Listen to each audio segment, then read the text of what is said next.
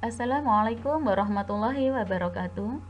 Selamat datang di pembelajaran daring SMP Negeri 1 Kerembong. Mata pelajaran Pendidikan Agama Islam dan Budi Pekerti, kelas 9. Materi meyakini hari akhir dan mengakhiri kebiasaan buruk. Beriman kepada hari akhir atau hari kiamat merupakan rukun iman yang kelima. Umat Islam harus percaya dan yakin bahwa hari akhir itu pasti akan datang. Kelak, manusia akan dibangkitkan kembali dari kubur untuk menerima pengadilan Allah Subhanahu wa taala. Perhatikan firman Allah berikut ini. A'udzubillahi minasyaitonirrajim. Wa anna as-sa'ata atiyatul la raiba fiha wa anna Allaha yab'atsu man fil qubur. Yang artinya, dan sesungguhnya hari kiamat itu pastilah datang. Tak ada keraguan padanya, dan bahwasanya Allah membangkitkan semua orang di dalam kubur. Iman kepada hari akhir adalah meyakini bahwa seluruh alam termasuk dunia dan seisinya akan mengalami kehancuran. Hari akhir ditandai dengan ditiupnya terompet malaikat Israfil. Dijelaskan bahwa pada hari itu daratan, lautan, dan benda-benda di langit porak-poranda. Gunung-gunung meletus, hancur dan berhamburan. Lautan meluap dan menumpahkan seluruh isinya. Benda-benda yang ada di langit bergerak tanpa kendali. Bintang, planet, dan bulan saling bertabrakan. Seluruh manusia menjadi panik. Mereka berlari pontang-panting dan tidak sempat mengenali lagi sanak saudaranya. Semua ingin menyelamatkan dirinya sendiri. Namun akhirnya semuanya pasti akan mati, hancur dan menghadap Ilahi. Tidak hanya manusia yang mati, seluruh tumbuhan, hewan, kuman, bakteri, virus, jin, dan setan juga akan mengalami kematian. Maha besar Allah atas segala kuasanya. Para ulama mengelompokkan kiamat menjadi dua macam, yaitu kiamat sugro dan kiamat kubro. Kiamat sugro disebut juga dengan kiamat kecil, yaitu terjadinya kematian yang menimpa sebagian umat manusia. Misalnya, matinya seseorang karena sakit, kecelakaan, musibah tsunami, banjir, tanah longsor, dan sebagainya. Kiamat kubro atau biasa disebut dengan kiamat besar, yakni terjadinya kematian dan kehancuran yang menimpa seluruh alam semesta ini. Dunia porak-poranda, rusak, hancur.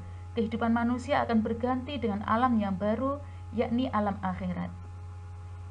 Kiamat kubra ini dialami oleh seluruh makhluk hidup di jagat raya tanpa terkecuali.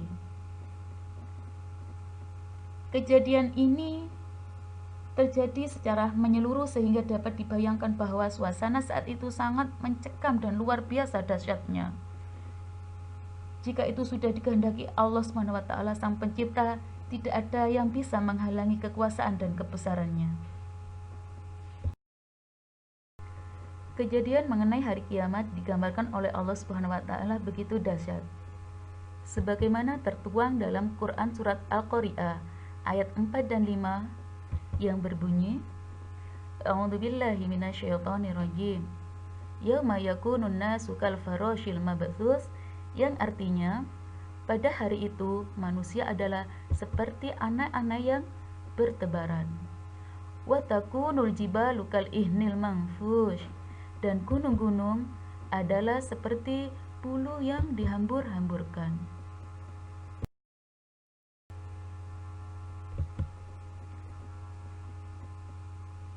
Di dalam Quran Surat Al-Zalzalah ayat 1 dan 2, Allah berfirman, A'udzubillahi minasyaitonirrajim.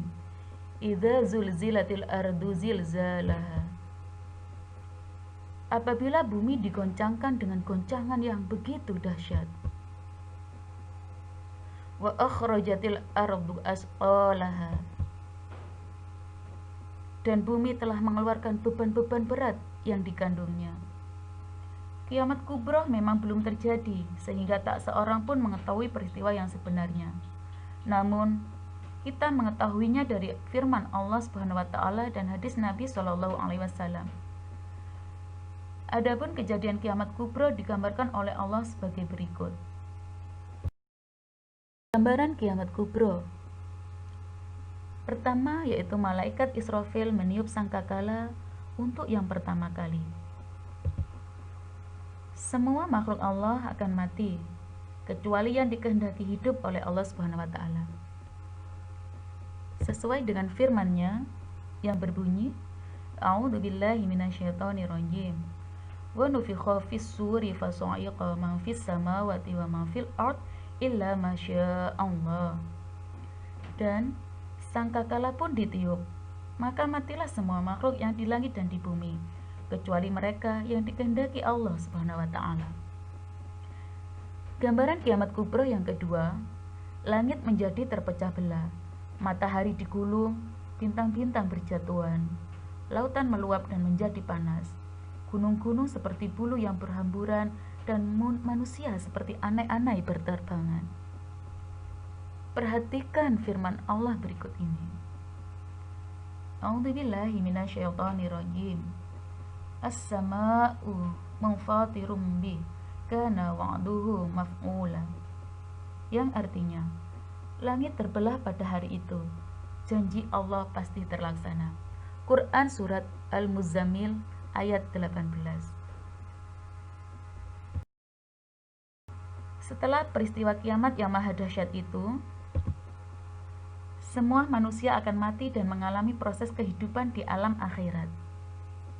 Adapun kehidupan setelah kiamat, yang pertama yaitu alam barzah atau alam kubur. Merupakan pintu gerbang menuju akhirat atau batas antara alam dunia dan alam akhirat. Di dalam kubur, manusia akan bertemu dan ditanyai serta diperiksa oleh malaikat Mungkar dan Nakir tentang segala amal perbuatannya. Yang kedua yaitu Yaumul Ba'ats atau hari kebangkitan. Yaumul Ba'ats adalah hari dibangkitkannya manusia dari alam kubur untuk diarahkan menuju padang mahsyar. Kebangkitan manusia ini akan terjadi setelah ditiupkan sangkakala yang kedua oleh malaikat Israfil. Seluruh manusia mulai zaman Nabi Adam sampai manusia terakhir bangkit dari kubur. Adapun keadaan mereka bermacam-macam, sesuai dengan amal perbuatan mereka pada waktu hidup di dunia.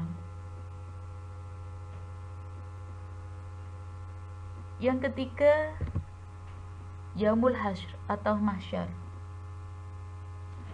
Yaumul Hasyr atau Yaumul Mahsyar adalah hari dikumpulkannya seluruh manusia yang telah dibangkitkan dari kuburnya di sebuah padang yang sangat luas bernama Padang Mahsyar. Di Padang Mahsyar keadaan manusia sangat susah. Tidak ada yang dapat menolong kecuali hanya pertolongan yang datang dari Allah bagi orang-orang yang dikehendaki Allah Subhanahu wa taala. Pada Yaumul Mahsyar pula manusia menerima catatan amalnya selama hidup di dunia, baik amal yang buruk maupun amal yang baik. Seluruhnya tercatat secara rinci. Orang yang beriman dan beramal saleh merasa gembira melihat catatan amalnya. Sebaliknya, orang yang berbuat jahat dan kerusakan ketika hidup di dunia akan menerima catatan amalnya dengan perasaan sedih serta dengan penuh penyesalan. Penyesalan hanyalah tinggal penyesalan karena segalanya sudah terjadi. Pada hari itu, orang yang tidak beriman sungguh telah putus harapannya karena pertolongan Allah sudah tidak mungkin lagi datang kepadanya. Sebaliknya, bagi orang-orang yang beriman, penantiannya di padang mahsyar adalah penantian yang penuh harapan akan pertolongan Allah. Seluruh manusia ketika berada di padang mahsyar merasa sangat cemas. Orang yang banyak beramal baik merasa cemas apakah amal kebaikannya diterima Allah Subhanahu wa taala. Sebaliknya, orang yang berbuat jahat merasa cemas dan takut apakah perbuatannya itu akan diampuni oleh Allah Subhanahu wa taala. Pengadilan Allah di padang mahsyar juga menentukan apakah manusia akan selamat dan masuk surga dengan penuh kebahagiaan ataukah akan masuk neraka. Yang keempat yaitu yaumul mizan atau yaumul hisab. Mizan artinya timbangan, hisab artinya perhitungan. Yaumul mizan dan yaumul hisab memiliki makna yang hampir sama. Yaumul mizan adalah hari ditimbangnya seluruh amal baik dan buruk manusia untuk menerima keadilan dan balasan masing-masing.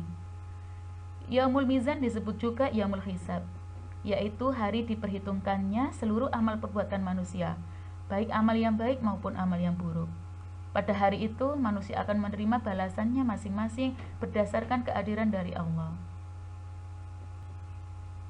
Setelah seluruh manusia sampai di padang mahsyar, seluruh amal perbuatannya selama hidup di dunia akan dihitung atau ditimbang. Bagi mereka yang timbangan amal baiknya lebih berat, akan mendapatkan balasan yang memuaskan. Sedangkan bagi mereka yang timbangan amal baiknya lebih ringan, akan mendapatkan balasan neraka hawiyah, yaitu neraka yang sangat panas. Rasulullah SAW menjelaskan bahwa perkara yang pertama kali akan diperhitungkan adalah sholat. Bila seseorang tidak pernah meninggalkan sholat dan sholat itu dilaksanakan dengan khusyuk, dia akan mendapatkan kebahagiaan di akhirat.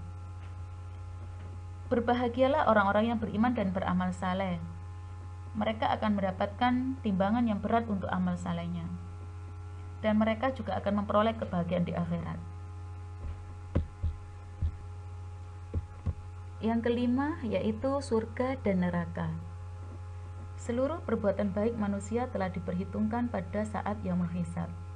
Perbuatan baik itu akan mendapatkan balasan yang setimpal dari Allah. Tidak ada sedikit pun perbuatan baik yang tidak mendapatkan balasan. Balasan Allah terhadap perbuatan baik tentu balasan yang sangat menyenangkan dan memuaskan. Balasan yang memuaskan itu berupa surga, yang di dalamnya penuh kenikmatan yang melebihi kenikmatan di dunia. Sebaliknya, balasan amal buruk adalah neraka. Setiap perbuatan buruk manusia juga akan menerima balasannya. Perbuatan buruk sekecil apapun akan menerima balasannya, yakni neraka, yang di dalamnya ada api yang sangat panas. Begitulah gambaran betapa pedih dan beratnya siksaan yang diterima bagi mereka yang ringan timbangan amal kebaikan mereka. Hal ini merupakan balasan yang setimpal dari perbuatan yang dilakukan semasa hidup di dunia. Nah, sekarang kita mengerti dan menjadi semakin yakin bahwa hari akhir dan rangkaian peristiwanya kelak pasti akan terjadi. Pada hari itu, manusia akan merasa tenang apabila mereka memiliki bekal amal yang baik. Sebaliknya, manusia akan gelisah dan tersiksa apabila bekal yang dimilikinya adalah perbuatan buruk selama di dunia. Na'udzubillah. Demikian pembelajaran kali ini.